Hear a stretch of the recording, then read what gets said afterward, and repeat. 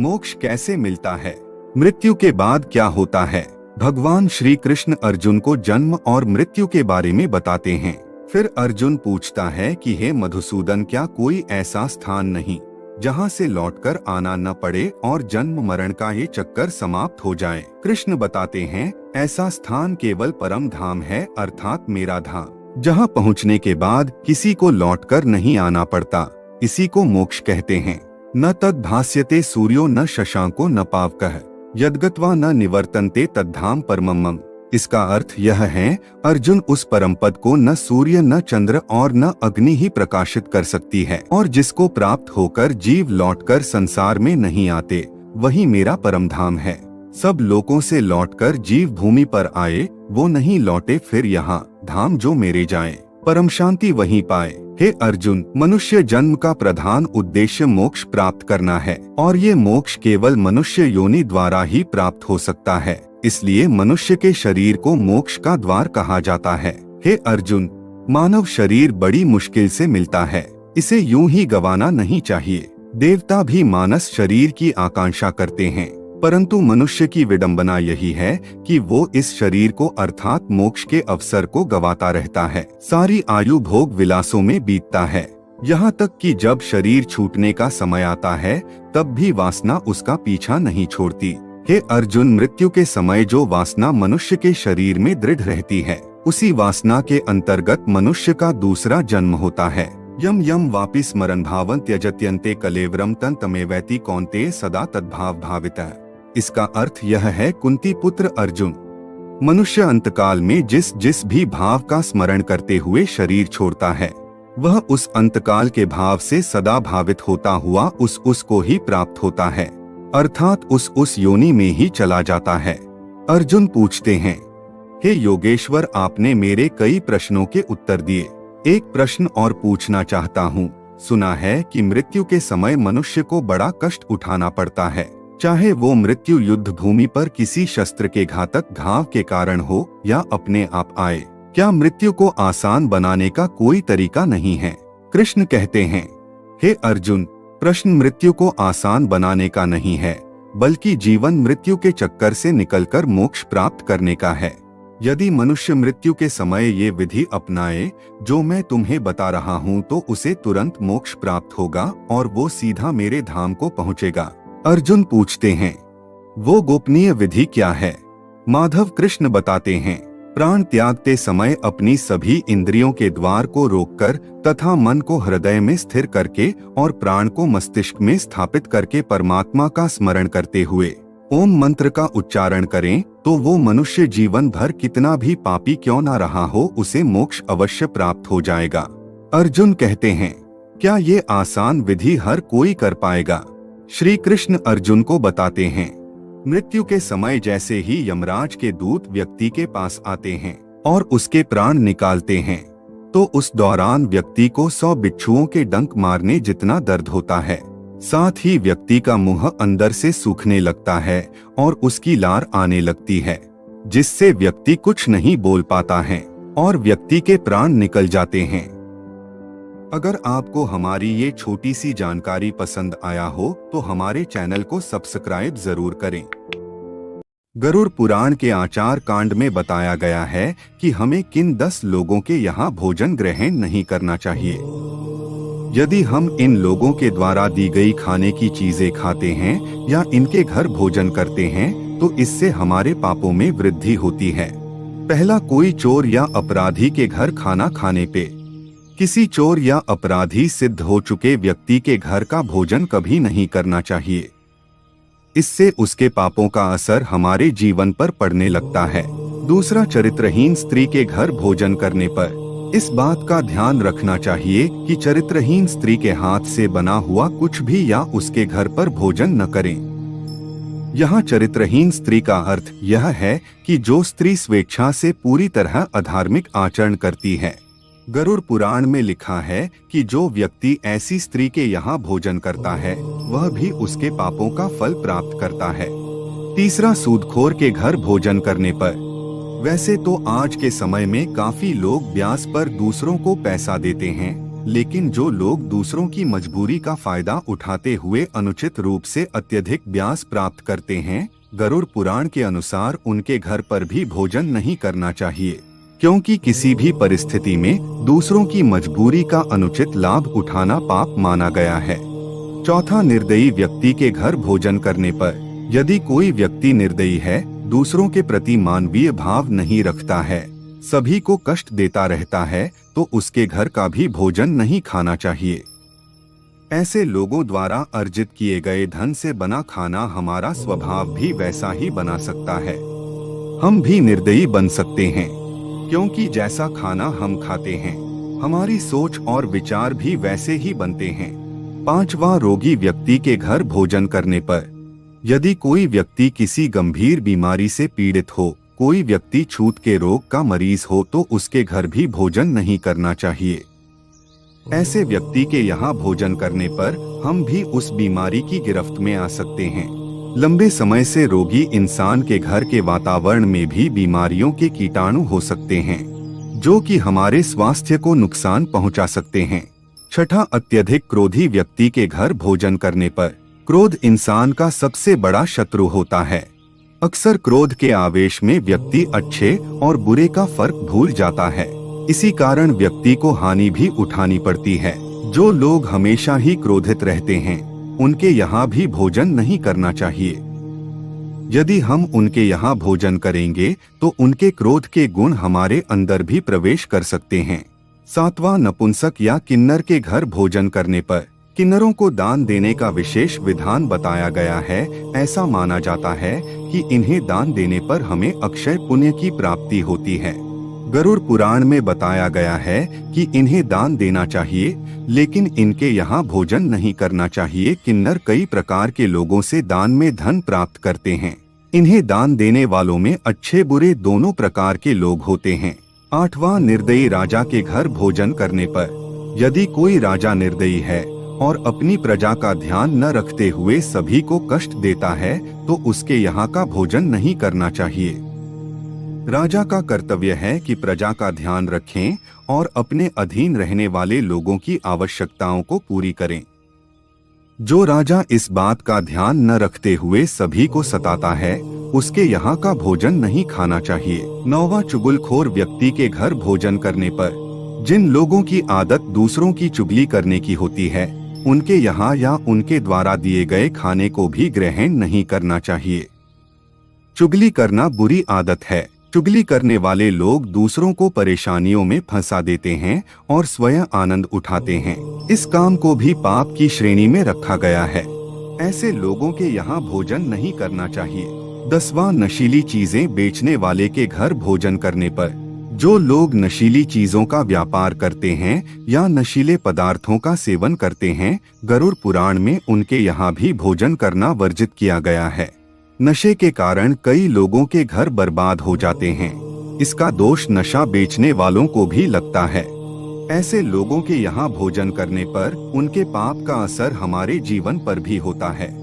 अगर वीडियो पसंद आया हो तो हमारे चैनल को सब्सक्राइब जरूर करें। हिंदू धर्म में सूर्योदय से लेकर सूर्यास्त तक क्या क्या कार्य करना चाहिए और क्या नहीं, इस बारे में विस्तार से बताया गया है। बड़े बुजुर्गों से लेकर शास्त्रों में इस बात का जिक्र है कि सूर्यास्त के बाद किन कामों को करने से बचना चाहिए। हमेशा घर के बड़े इस बात को कहते रहते हैं कि शाम के समय झाड़ू न लगाएं, चौखट पर न बैठे आदि। शास्त्रों के अनुसार सूर्यास्त के समय वातावरण में सबसे ज्यादा नकारात्मक ऊर्जा फैली होती है। इसलिए कुछ काम ऐसे हैं जिन्हें सूर्यास्त के समय बिल्कुल भी नहीं करना चाहिए, क्योंकि इन्हें करने से अशुभ फलों की प्राप्ति होती है। सूर्यास्त के बाद न करें ये काम। पहला, सूर्यास्त के समय हल्दी देने पर।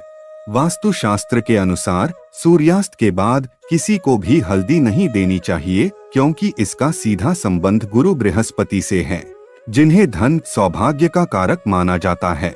इसलिए सूर्यास्त के बाद हल्दी देने से देवताओं के गुरु नाराज हो जाते हैं, जिससे आर्थिक स्थिति पर बुरा असर पड़ने लगते हैं। दूसरा, सूर्यास्त के समय झाड़ू लगाने पर। झाड़ू को माँ लक्ष्मी का स्वरूप माना जाता है, जिसके द्वारा घर की गंदगी साफ करते हैं और माँ लक्ष्मी का आगमन होता है। लेकिन शाम के समय बिल्कुल भी घर की सफाई नहीं करना चाहिए। मान्यता है कि ऐसा करने से माँ लक्ष्मी रुष्ट हो जाती है। तीसरा, शाम के समय चीजें दान करने पर। सूर्यास्त के बाद दूध, दही, पनीर, चीनी, नमक आदि का दान नहीं करना चाहिए और न ही किसी को देना चाहिए। ऐसा करने से आपके घर की सुख समृद्धि उस व्यक्ति के साथ चली जाती है। चौथा, सूर्यास्त के समय कपड़ा धोने या सुखाने पर। वास्तु शास्त्र के अनुसार सूर्यास्त के बाद कपड़ों को न धोना चाहिए और न ही सुखाना चाहिए, क्योंकि सूर्यास्त के बाद वातावरण में सबसे अधिक नकारात्मक ऊर्जा होती है। ऐसे में कपड़े धोने या फिर सुखाने से नकारात्मक ऊर्जा कपड़ों के द्वार प्रवेश कर जाती है, जिससे शारीरिक और मानसिक समस्याओं का सामना करना पड़ता है। पांचवा, सूर्यास्त के समय दही खाने पर। सूर्यास्त के बाद दही का सेवन नहीं करना चाहिए। इसका संबंध शुक्र ग्रह से है और शुक्र को धन, वैभव, आकर्षण आदि का कारक माना जाता है।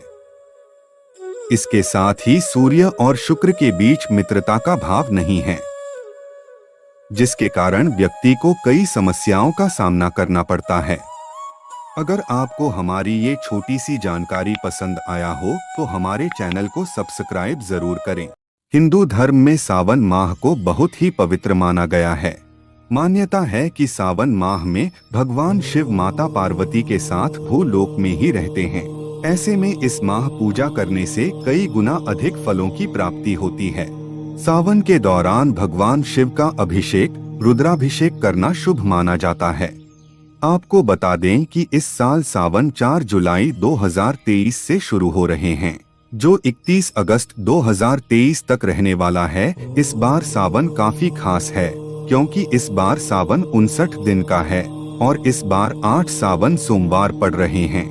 सावन को लेकर कई नियम बताए गए हैं, जिसके तहत कई चीजों को सावन भर वर्जित कर दिया जाता है। तो चलिए जानते हैं।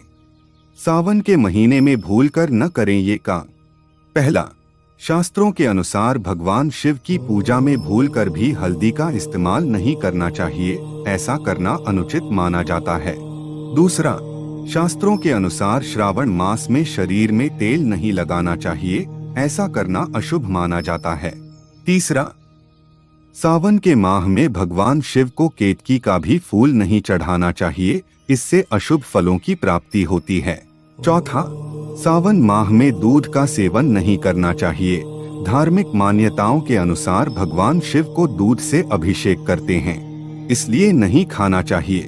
पांचवा, सावन के मौसम में मांस मदिरा का सेवन नहीं करना चाहिए, बल्कि इस पूरे मास व्यक्ति को सात्विक भोजन ही ग्रहण करना चाहिए। छठवां, सावन मास में पेड़ों को हानि नहीं पहुंचानी चाहिए। इस माह घर के सदस्यों की संख्या के बराबर पेड़ लगाना बहुत ही शुभ माना गया है। सातवां, शास्त्रों के अनुसार सावन माह में मन में किसी भी तरह के बुरे ख्याल नहीं लेना चाहिए। आठवां, सावन मास में बैंगन के अलावा पत्ते वाले साग का सेवन करने से बचना चाहिए। नौवां, सावन के माह में गद्देदार बिस्तर पर नहीं सोना चाहिए। हो सके तो भूमि पर शयन करना चाहिए। सावन माह में सुबह देर से उठना और रात देर तक सोना भी नुकसानदायक माना गया है। दिन में शयन न करें। 10वां, सावन माह में किसी भी प्रकार के मांगलिक कार्य नहीं करना चाहिए, जैसे विवाह संस्कार, जातकर्म संस्कार, गृह प्रवेश आदि। 11वां, सावन माह में शिव पूजा में कोई गलती नहीं करना चाहिए, जैसे शिवलिंग पर हल्दी, कुमकुम, केतकी का फूल या तुलसी अर्पित नहीं करना चाहिए। शिवलिंग के समक्ष ताली या शंख नहीं बजाना चाहिए। 12वां, सावन माह में दाढ़ी या सिर के बाल नहीं कटवाना चाहिए। नाखून भी नहीं काटना चाहिए। सावन माह में यदि आपके द्वार पर कोई भी आए, जैसे गाय, बैल, भिक्षु आदि, वह सभी अतिथि होते हैं, उन्हें भगाना नहीं चाहिए। अगर आपको हमारी ये छोटी सी जानकारी पसंद आया हो तो हमारे चैनल को सब्सक्राइब जरूर करें। आप तो जानते ही होंगे कि भोलेनाथ समस्त कष्टों का नाश करते हैं। शिव जी अपने भक्तों से पंच पकवान के भोग हीरे मानिक मोती अथवा सुवर्ण की अपेक्षा नहीं रखते हैं। सच्चे मन से चढ़ाई हुई एक बूंद जल भी भोलेनाथ को प्रसन्न कर देती है। आपको जीवन में कोई भी समस्या हो, अगर सच्चे मन से भोलेनाथ के पास जाते हैं, बता दें कि जब भी भोलेनाथ किसी मनुष्य पर प्रसन्न होते हैं तो उसे विविध प्रकार के संकेत देते हैं। यदि किसी मनुष्य को इन 7 में से कोई भी एक संकेत सोमवार के दिन मिलता है तो उसे समझ लेना चाहिए कि भगवान शिव उसकी भक्ति से अत्यंत प्रसन्न है। तो आइए इन महत्वपूर्ण संकेतों के बारे में विस्तार से जानते हैं। पहला, ब्रह्मा मुहूर्त पर जागने पर चंद्रमा के दर्शन होना। ब्रह्मा मुहूर्त पर जागने पर चंद्रमा के दर्शन होना सोमवार के दिन इस संकेत का मिलना बहुत ही शुभ माना जाता है। यदि सोमवार के दिन आपकी नींद अचानक ही सुबह ब्रह्मा मुहूर्त पर खुलती है और आपको आकाश में चंद्रमा के दर्शन होते हैं तो आपके जीवन में खुशियां आने वाली हैं। आपका भाग्य और भी अधिक प्रबल होगा। दूसरा, सफेद नंदी का दर्शन होना। नंदी भगवान शिव के वाहन हैं। जहां पर शिव होते हैं वहां पर नंदी अवश्य ही होते हैं। इसीलिए भाग्यशाली लोगों को ही सोमवार के दिन सफेद नंदी के दर्शन होते हैं। यदि आपको सोमवार को नंदी दिखाई देते हैं तो आपको समझ जाना चाहिए कि नंदी जी आपको भगवान शिव का आशीर्वाद देने आए हैं। तीसरा, नाग देवता के दर्शन होना। भोलेनाथ अपने गले में नागराज वासुकी को धारण करते हैं। इसी कारण से सोमवार को नाग देवता के दर्शन होना भगवान शिव के दर्शन होने के समान ही माना गया है।